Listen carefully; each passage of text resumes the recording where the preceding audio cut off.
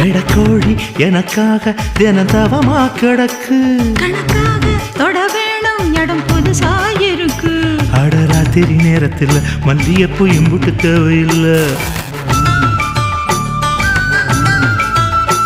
அடி ஆத்தாடி ஆம்பளைக்கு புத்தியில விவரம் எட்டவில்லை நான் இறுக்கி பிடிச்சா எறும்பு கூட நொறுங்கும்